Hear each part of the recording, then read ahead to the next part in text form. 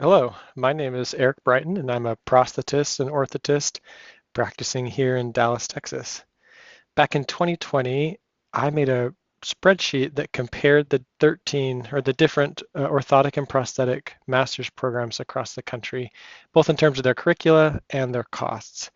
Since then, I've had several people reach out asking for an update, and I've finally gotten around to doing that. So in this video, I just wanted to quickly introduce this spreadsheet, and I'll link to it so that you can take a look at it for yourself. Yeah, I really intend this primarily for a prospective student, but also for the interested, current practitioner out there that wants to understand kind of what it looks like to get into the field today. So in the course of this video, I'm just going to introduce the schools. We'll look at their, quickly review their formats, and then spend the bulk of it just talking and comparing the costs.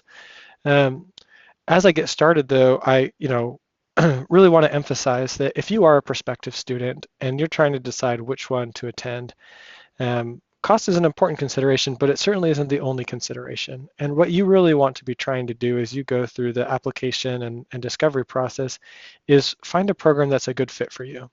If you've already decided and you know that O&P is the right career for you, now you want to find the place where you can get the education that's going to set you up for success. So in terms of finding the best fit, you're going to want to consider the location, whether you have a program that might be in-state for you or some nearby where you could live and reduce your cost of living, for example. So location is a factor.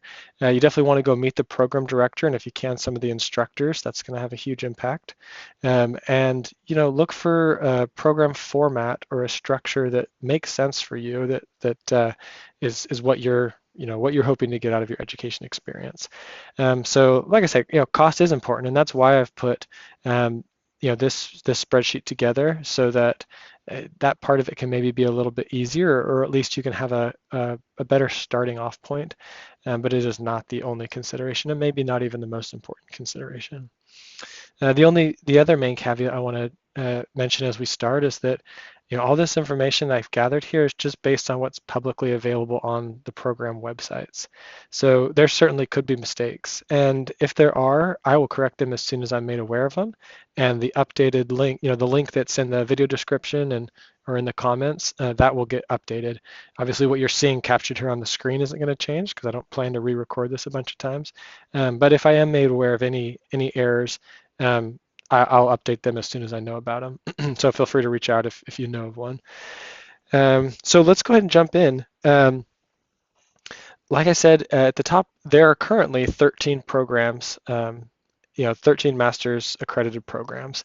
And you'll see a few more than 13 lines here, and that's because some of them have in-state tuition at one rate and out-of-state tuition at another rate, and so then they're on there twice. But there are 13 unique programs on here. And I'd like to start off just by quickly reviewing the formats and especially highlighting those ones that are unique. So for most of these, they're going to have a very similar format where it's in person, it's on site, and you just sort of master's programs typically they're going to start whenever they start. Some of them start in the spring, some start in the fall, some start in the summer. But you'll start and then you're going to go full time, with just small breaks in between semesters until you finish. That's maybe a little different from undergrad. There's not typically long breaks for the summer, for example. So the majority of these, that's what you're going to see here in terms of the format is just 4 semesters in a summer term is kind of the most common. Some of them have 2 summer terms. So you can see that here, but let me take a minute to highlight some of them that are different. And my personal philosophy on this is that I think it's great to have options. And so I'm really excited about some of these programs that are doing things a little bit differently so that students that are in different situations or maybe have, different experience or different goals can have a choice that's a little bit different. So the first one I want to highlight here is the Concordia St. Paul and Century College dual enrollment. So Concordia St. Paul has a partnership with Century College, and all the information I'm highlighting here is just one of 3 options that they have, but it's the one that I think I would do if I were going through it, and so that's why I've done it. But essentially, what they offer is a chance to do 1 year of in-person class and 1 year of online class with 3 one-week intensives during that second year. Now this is called dual enrollment because that 1 year of in-person class, you're actually taking courses at Century College, and these are some of the more technical courses in the daytime, and then at nighttime during that first year, you're also starting to take some of your master's level classes. So it's dual enrollment, and that first year you're kind of doubling up. So it's a pretty intense year, but it's given as an option. Alternatively, you could choose to do 1 year in person, just doing the sort of the coursework on Century College campus, and then complete that in-person stuff, and then move on to 2 years of online with I presumably still 3 1-week intensive on sites during the second year. I think that this is a really intriguing option here. And if you highlight, anytime you see these little black corners here, that means I've written a note in here. And so there's all those details I just described. So you can read through that again, and even better, go to their website and read about it, or call them and talk to them about it.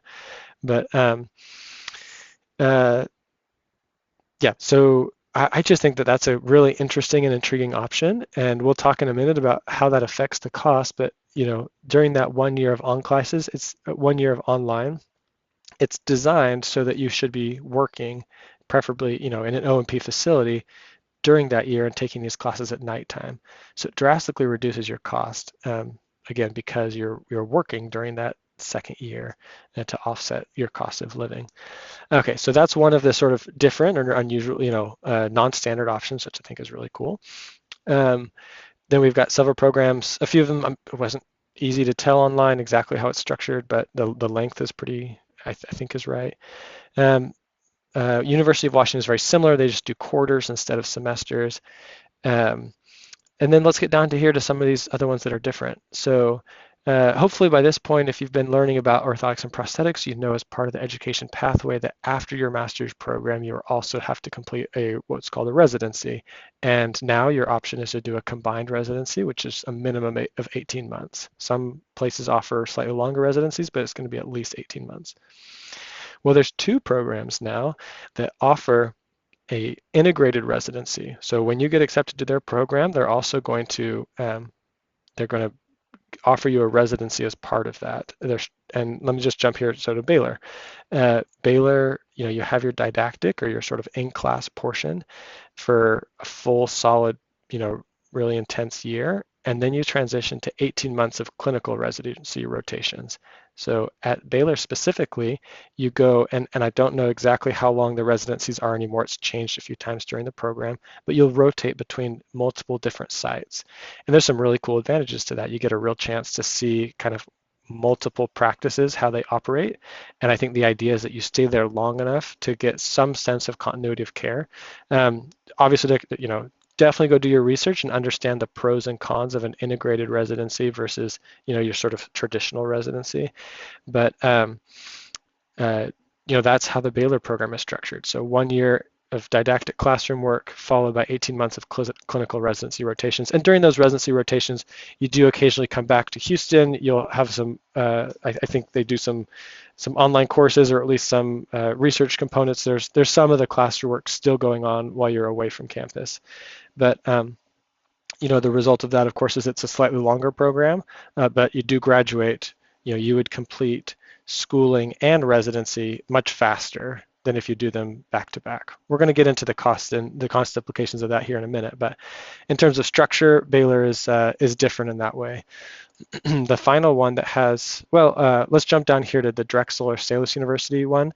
That is similar to Baylor in that they also have a period. Theirs is a little bit longer of purely didactic, and they also have an integrated residency.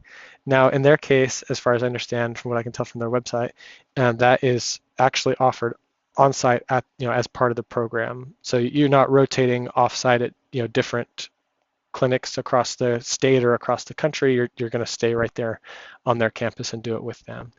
I don't know a lot about this. It's a new program, and I'm looking excited to kind of learn more about that as time goes by. But again, this is going to be one of your longer programs because you're doing both of those things.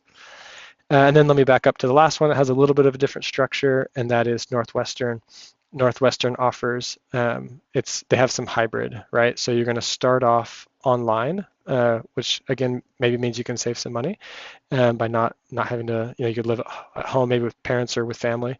Then you go to 4 quarters on campus, by basically a year in person, and then transition back to that back online for the last quarter. So again, I love it. Love options. It's a different option for folks maybe that where being they've got a place they could live, where they don't have to pay as much, perhaps during those 2 and then 1 quarters. Okay, so that's a review of the format. Let me jump now to kind of the way the rest of this here is going to work.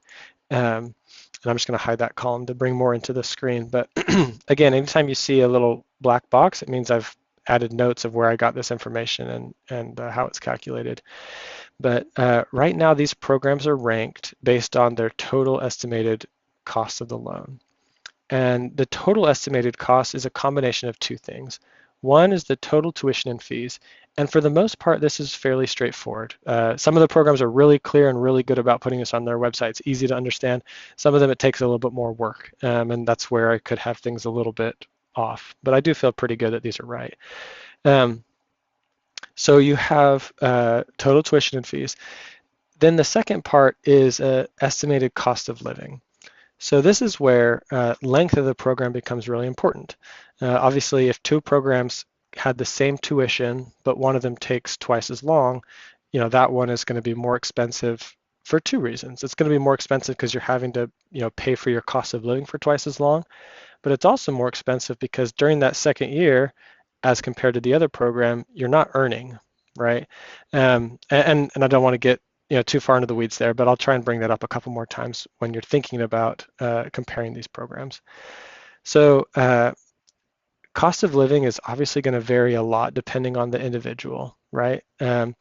So I wanted to try and find a reasonable third-party estimate for cost of living. So I've chosen to use the Economic Policy Institute website, where I've gone in now and I've put in the county that each of these programs is located in, and using what they estimate one adult living without any kids in that area, what the monthly cost of living would be. Then I made a couple adjustments to it because I know students live much more frugally. The first thing I did is right off the top took out all of the taxes that it assumes, because most of you aren't going to have, you're not going to be paying, you're not going to be earning money, so you wouldn't be paying taxes. But then the second thing I've done is created up here this dynamic field. So as I've gotten feedback over the years, and especially recently as I've been putting this together, I continue to hear that the EPI's monthly cost of living is just too high, that students are much more frugal, and I get that. So up here, this is a dynamic field where you can enter what percentage of the EPI's estimate you think that that you're going to spend. So for example, right now it's set at 50%, saying, hey, I think a student is going to spend half as much as what the EPI is estimating. But if you say, hey, I live really cheap, right? I'm going to live with roommates, and I'm going to go to every activity on campus that offers free food, and I only shower at the gym, so I don't have water expenses. If you think you can get your cost of living down even lower, then that's great. Enter 70% there. It'll sorry, I guess I should say the inverse. I think I'm only going to spend 30% of what the average person spends. Then that'll update all these costs of living. So anyways, that's how that's done.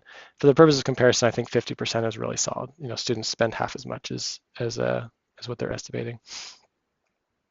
So that's where this gets us. And I'm obviously not going to walk us through every single line here, but you can see that in terms of the total cost, there is a significant variance from as little as $50,000 if you were to do the dual enrollment at Century College, up to what appears to be $150,000 attending the Drexel University and Salus University doing that combined residency. Now, I'll say this last point of why it varies so much. Again, at a place like Concordia St. Paul, and if you highlight over the cost of living here, because during that second year, or really 10 months, you're going to be working, when I'm doing the estimated cost of living here, I've excluded those 10 months because presumably the income that you're getting from working during the second half should offset your cost of living. So your only real cost should be tuition. And hopefully you're earning even enough to pay some of that, right? But that's why a different model like this can really dramatically impact the cost. And on the flip side, right, if you do a program that takes much longer, um, it's going to cost more. The last thing I'll say about that for the Drexel and the Baylor universities is that while they are relatively more expensive than some of the programs, you do then at the end of this period, your earning capacity is higher.